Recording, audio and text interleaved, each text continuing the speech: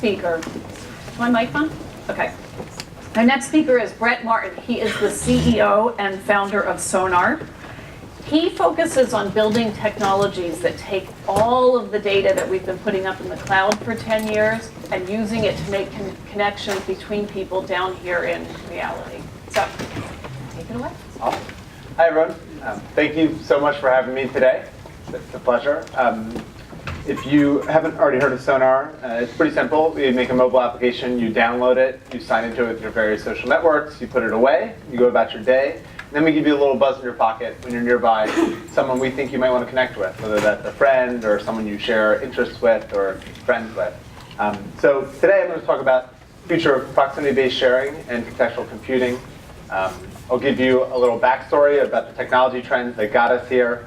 Then I'll speed through some examples about how people in other industries are using this type of technology to innovate. And then I'll end with a couple sort of paradigms that I think you guys can apply to your own discipline to leverage these technologies to invent the future of work.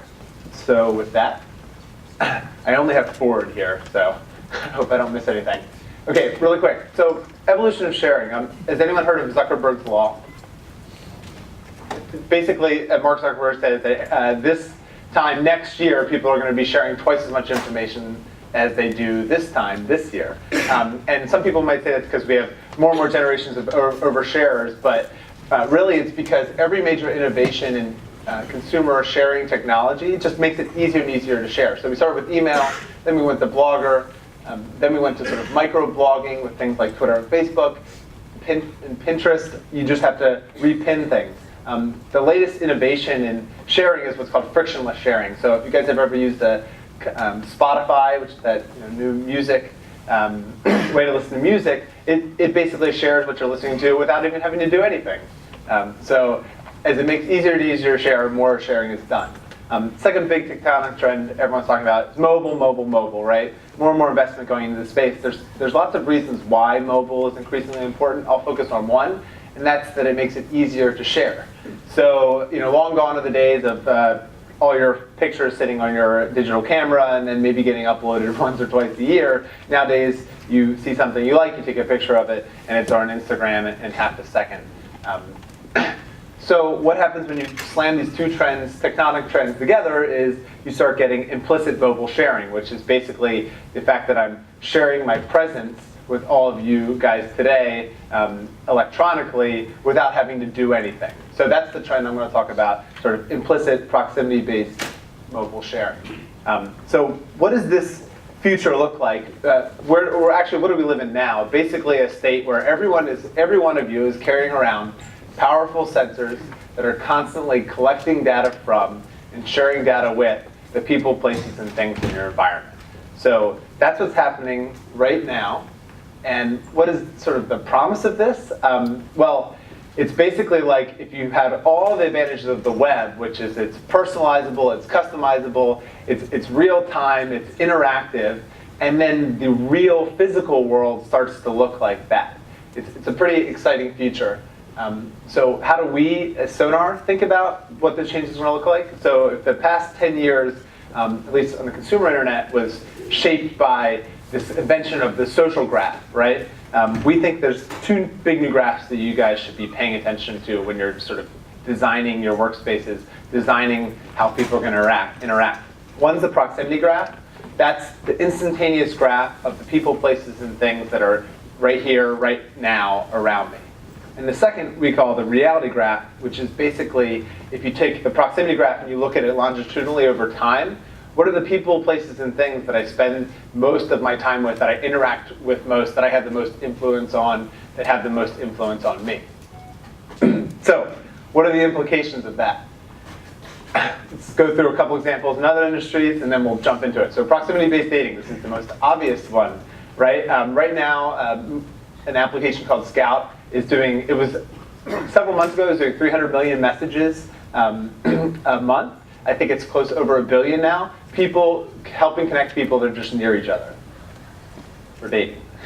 Sonar, pretty simple. We're helping with people discovery. So we think about it as taking the efficiency of meeting people online and bringing that offline. So you go to a conference, like this, full of intelligent, beautiful people, but you might only meet the people that happen to be standing next to you in the salad line.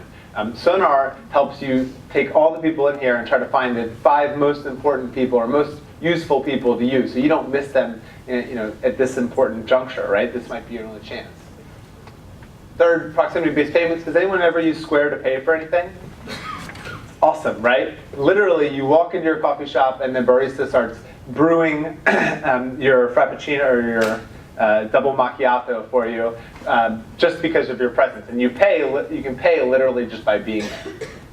Proximity-based marketplaces, really this whole sort of trend towards collaborative consumption is being driven by the ability to bring online identity and reputation down into the physical world. So all of a sudden you can have these instantaneous face-to-face marketplaces where you have all the benefits of the online markets, which is transparency, identity, reputation, and it facilitates microtransactions between people in the physical space that previously would have been a little sketchy. Anyone use Craigslist?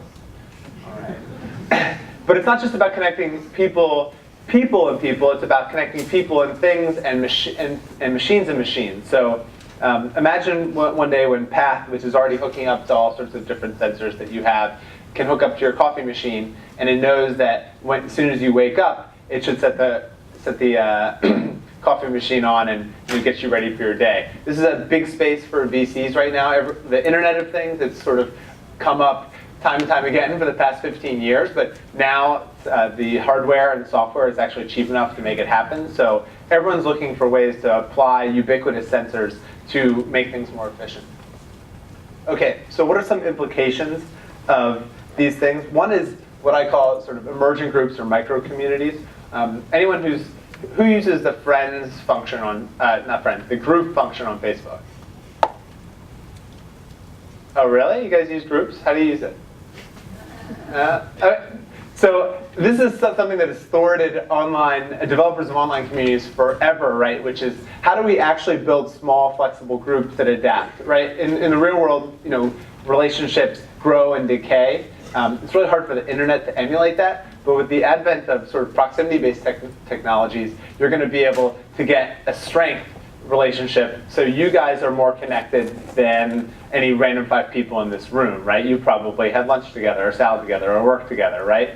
All of a sudden the internet's going to be able to start to track that type of data and then give you recommendations and personalize things based on who you're actually hanging out with right here, right now, and over time.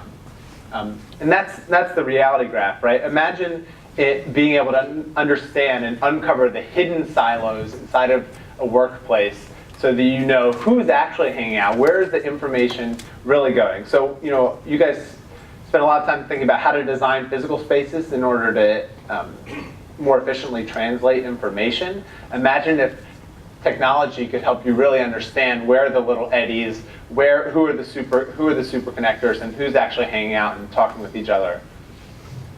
So always, when you're trying to predict the future, it's good to understand enabling technologies. Everyone's heard of, Wi-Fi Direct is basically all of your phone's constantly looking around for Wi-Fi signal so you can get on. Imagine if everyone's phone could instantly be talking to each other based on that same signal.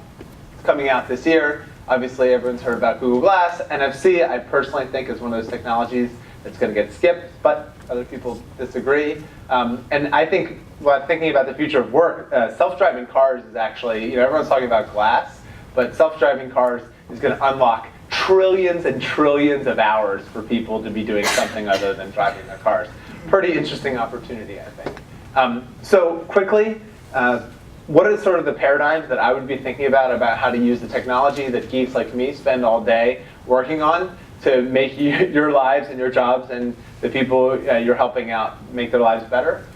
First is accountability and measurement. So the web is based on the real-time information about knowing what's happening and having data. You can't manage what you can't measure. And in the physical space for a long time, it's been really hard and expensive and difficult to measure a lot of things. Imagine having all the same data that builders of online communities, builders of online products have had for years, translated to the physical space. So there's a lot of cool stuff happening in retail right now. Companies like Nomi, Euclid are basically putting sensors inside of physical retail stores that are measuring the number of people that go in, measuring the number of people that walk by, measuring how long people spend there, measuring what aisles people are attracted to, what products people are engaging with.